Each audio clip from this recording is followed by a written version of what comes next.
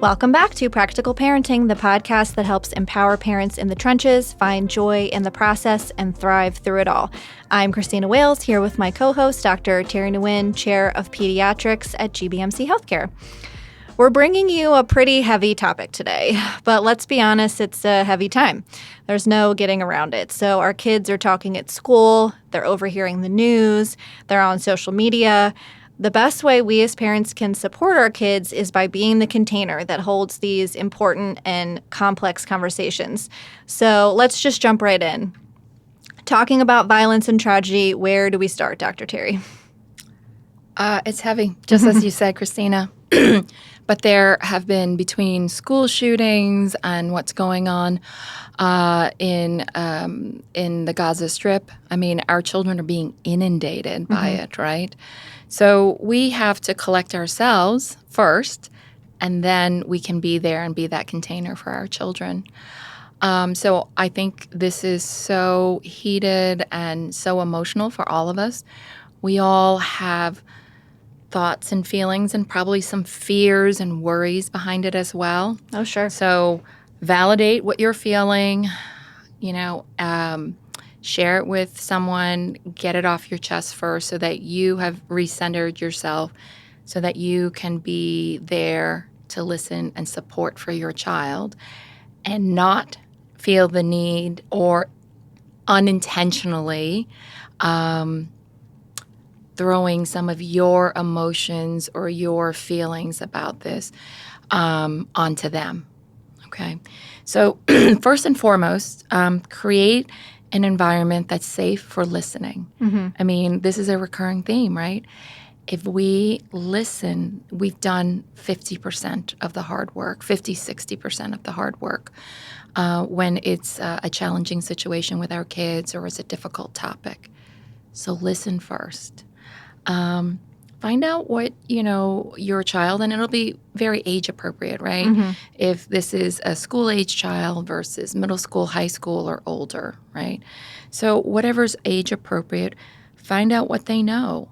Let them lead the conversation. Don't assume that you know what they're feeling. You know what you're feeling. You actually don't know what your child is feeling, right? And then take the lead from them. So you may have all these things like, oh, I need to explain all this about the children who are getting harmed and how terrible it must be. Clear that slate, empty your mind, and listen. And allow pauses. Just because there's a pause doesn't mean you have to fill in that void, right? That's our automatic reaction is we can't stand silence, or we think that there's something wrong when there's silence. But it's okay. It's taking time to absorb, and you're taking time to process. And for our children who may have never experienced any of this before, right? They're also processing, and they may not have the words for their feelings and emotions. Resist the temptation to jump in, okay? And say, is this what it feels like? I'm thinking this. No, after you hear what they say, validate back with their words. So I think I'm hearing from you, okay? Or am I understanding this? This is what, this is what you said. That feels like it would be really hard, okay? But that's how you approach it, not to impose your own emotional state into it. Which is really good practice, honestly, for exactly. all other topics or things that they bring to you. We want to try not to fix and just and more listen. You're the container. I love that. You are the container for whatever it is that your children, our children, need to unload. I mean, I really love that. I have an image of a mom sitting there cradling her child. You are the safe place. You're that safe basket, for them to unload. And it's comfy and cozy, right? I think a lot of times that's how they describe, early years. You're the physical it's very, very physical. Your kids need you a lot, to do things for them and pick them up and things like that. And as they get older, it gets more emotional. And I feel like that's the same. You're physically containing your kids as when they're toddlers and, younger, but then you're the emotional container as they get older. You're always their emotional container. Even when they get into their young adulthood and even in their adult life. I mean, that's what I think our jobs as parents really ultimately is to be that safe space for our children, unconditional love, and the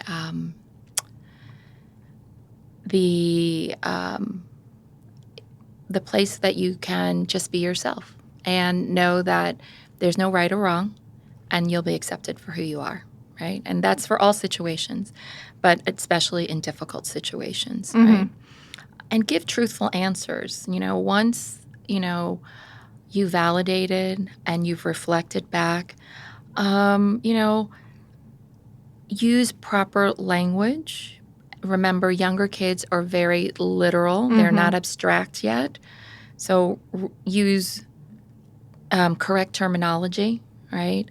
But be precise and concise. You don't need to expand on something. You want it to be appropriate by age. You don't need to share the gore of all the children who are being hurt in the Gaza Strip right now and how there's shortages of medical supplies. I mean, I've seen some terrible quotes, in news media. It's heartbreaking for me as a pediatrician, right, and as a parent. So, but we don't need to unload that on our children, right? Yeah, I have heard with the language, especially, a good example would be if you tell your child, we had to put the dog to sleep. And if you say that you might think you're being kinder by saying that, but if they start having sleep issues, I think we can connect the two. Yeah. So using those literal terms, it's not a scary word to them because there's no context behind it for them. Right. And I've also heard one where sometimes it's even helpful to label, if the grandmother gets cancer, to label this specific cancer because say they have another child in their class whose parent or grandparent died of a certain cancer. And if you just say cancer, then they think, oh, grandma's going to die. Well, maybe not. Maybe, we don't know. But if you use the specific language, then they can begin to separate that out and sort of, I guess, better explain it in their own mind. Absolutely. And sort of put it in a different bucket. Right. Absolutely. Just like, when we recommend kids naming actual body parts, even if they're sexual body parts, right? They're body parts. And if you give a nickname to it and then they're talking with somebody else, what part was that? Right? Exactly. So, sugarcoating never really works for kids, and they can call you out on it. And then if they're very concrete thinkers, as they often are before puberty, we're going to get into some issues. So, yes, I agree. I remember my son when his granddad died, and we said, Granddad's gone to heaven. And we would look up to the lights in the bedroom and said, we can always pray to Granddad. And one day, out of the blue, he was about 3 years old, he was like, so when's Granddad going to come out of the ceiling? And I was like, oh, no, sweetie. He died. And he's gone to heaven, and, he's not coming down from anywhere. But he is, he sees and hears us and knows that you love him. But that was, like, unintentional. It didn't say that he went into the ceiling at all. It's just that I'm like, he went to heaven, and I stared up. So I agree with you. Use correct terminology, be concise, and be concrete in how you're talking. And then, what's after listening? Managing your child's emotions. Like, just as you would help them along with any other challenge, let them express it. And how does it make, how are you feeling now? Are there things from this that make you worry? And then reassure based on their responses, right? Again, taking their lead. And then always being mindful that you're also going to keep your emotional overflow to yourself for this. And then, taking action. I think part of the reason we all feel so disempowered, so worried, or anxious about things is we cannot predict the future and we have no control over the future, right? So we're grasping for what we can do. So here's the thing. Help them take action, right? So they don't feel like they're just going to sit and worry about this. One of the actions that you can take, okay, is to limit your child's media exposure, right? There's no need for children. There's no need for the TV to be on all day and for there to be all these news updates about what's happening, what's the most recent school shooting, what's the most recent blast that's happened, in Gaza or in other countries. That is like, it's repetitive violence that's being shown over and over. It's got to make anyone, nervous, okay? And then if your child doesn't really know the expanse of things, all they think is that there's like war, violence, and death all the time. So yeah, I might be scared to like walk out of my house because what could happen? Yeah. Right. So really turn down the volume on the media, I also think this is probably a really good opportunity to have those open and honest conversations with your kids about social media. Go back to our episode about that and listen, but talking to them about the fact that not everything they see is necessarily what it is, or that people are using social media sometimes to spread disinformation or to sort of dramatize it a little bit, and just sort of what harm that can cause, and like let's look at sources and really dive into that stuff and teach them more about responsible use of media. Teach them to be good inspectors and detectives of the information that they're presented with. Yeah. Right. And with social media, so there's anything that you can see on the screen, and even your social media outlets will have postings all the time of what's going on in the world. And especially about school shootings, I think it becomes like, it's not. It becomes a sensation. Like everybody needs to to follow it, to see what's happening. Do you really need to follow it? I mean, you can get the, one caption at beginning or the end of the day, but you don't need constant infusion. I think it really hypes up your worries, and it could really hype up a young child's worries, right? And then,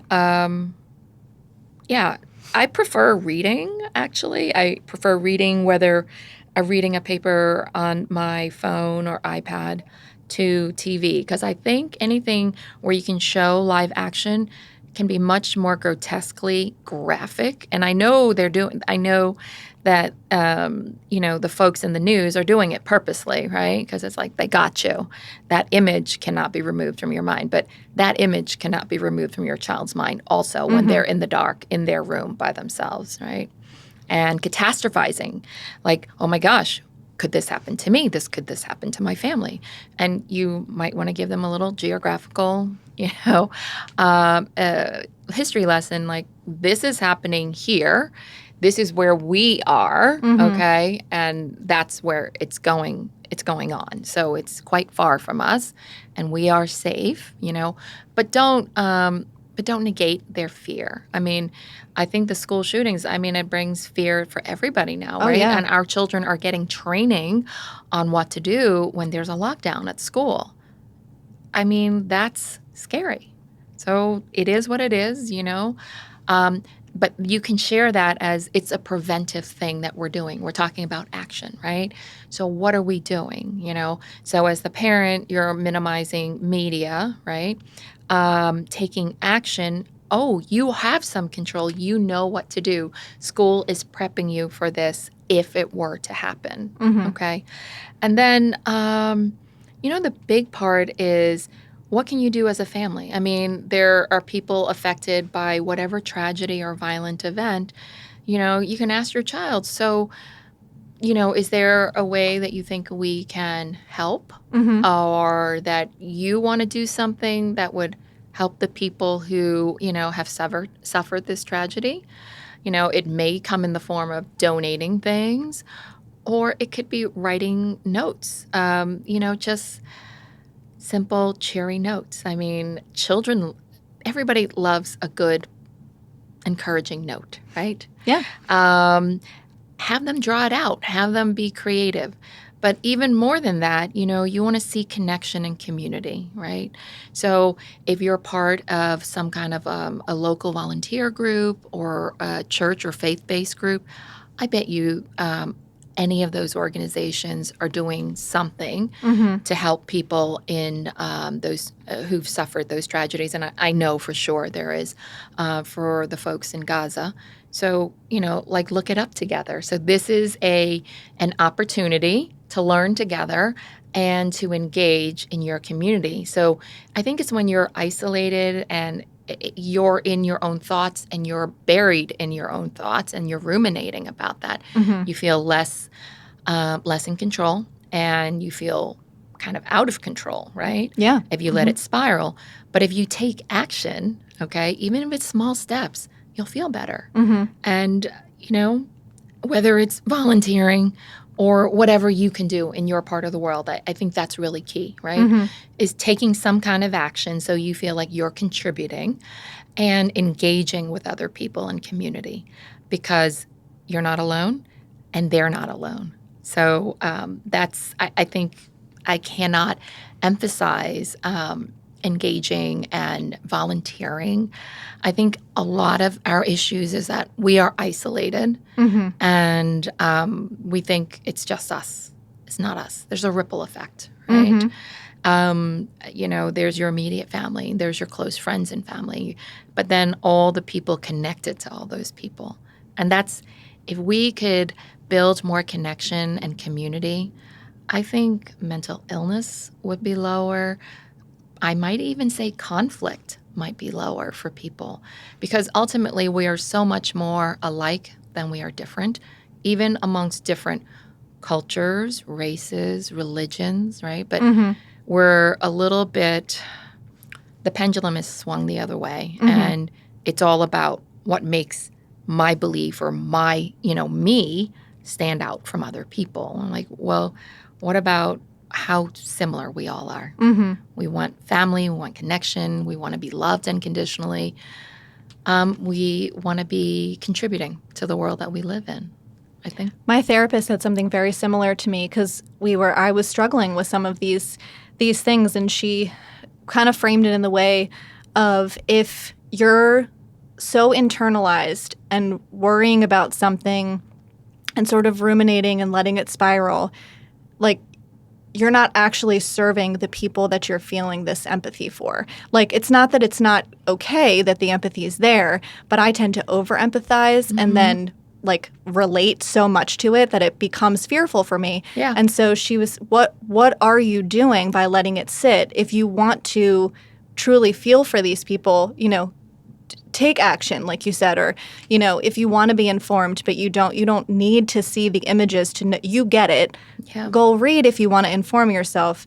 Go do something like that. Go take action so you feel like you're contributing to the solution, rather than just sitting in the feelings is only really, it's not even benefiting me, quite honestly, but it feels like if I don't sit in that fear, that it's not. It's almost like letting it go is just letting it say, oh, I don't have to worry about this. That you're disrespecting what's happening to other people. You're not saying you don't have to worry about it. It is a worry, but you don't have to sit in it, because that's not doing anybody a service either. Yeah. You don't have to be dragged down with it. Right, exactly.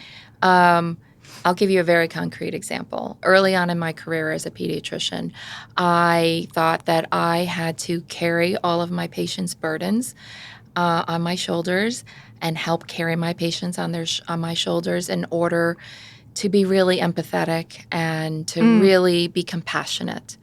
And I did. I did it for probably a decade plus, and then I got really burnt out. Yeah. Like I had nothing else to give. Yeah. And I'm like, I just can't, There is engagement here. I have a patient. They have issues. I can encourage them. I can provide support services, point them in the right direction, encourage. But I cannot be held accountable ultimately if something doesn't work out. Like there was an action they also needed to take. They needed to participate in this.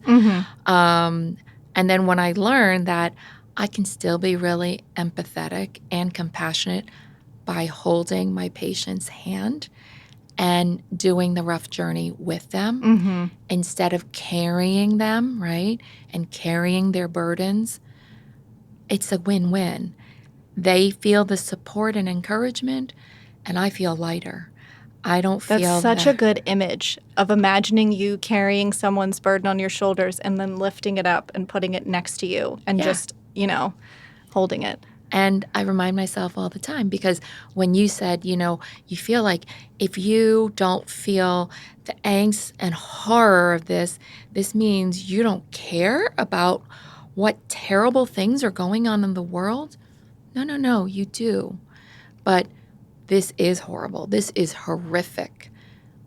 What action can I do to perhaps help those people? Or, it's taking action. And really, that's the bottom line.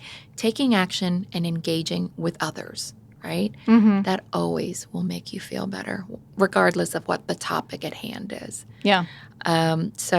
Yeah, we're on the same page. And I love your imagery. And I have to remind myself of my imagery as well, because there are days, as a pediatrician, I'm like, did I fail my patient, if they get hospitalized for their mental illness? Did I not do enough for them? I'm like, well, no, you did what you could. You couldn't be in their body, right? Yeah. And you couldn't be there when they decided to do self-harm, But that's a huge release, and it took me over a decade as a physician to learn that. It's a long journey. Yeah, but it's so much better. Yeah. Well, tragedy, violence, war, death, these are things we as adults often avoid thinking about, but they are part of our reality, quite unfortunately. We can't avoid them in the hopes that sort of packing them away means they aren't happening. And we're really doing our children a disservice if we don't provide that safe space for them to process these feelings and opinions. So if you have any questions about what we talked about today, let us know on our social media channels. We're happy to answer any of those questions and sort of flesh this issue out because unfortunately, I don't think it's going away, and it's a skill we're really going to have to perfect as parents. So thanks for sharing your thoughts. And we'll Thank see you in for the the next one. opportunity. Yeah. And I think, supporting each other. We're not alone in this. Our children aren't alone. We as the adults in their lives are not alone. And we can make a difference, even on things that happen halfway around the world. Yeah. Being aware of it. And it's all the small actions that add up to something big, right? Yeah. So you don't have to be doing the big action, but everybody collectively, small actions towards peace, right? A peaceful mindset and learning about different people and how we're actually more similar than we are different. I am for sure that would really decrease the amount of discord and conflict that we have in the world. So, I hope you're right. Okay. Well, thanks, Dr. Terry. Thanks, Christina. Till next time. Yeah, see ya. Yeah.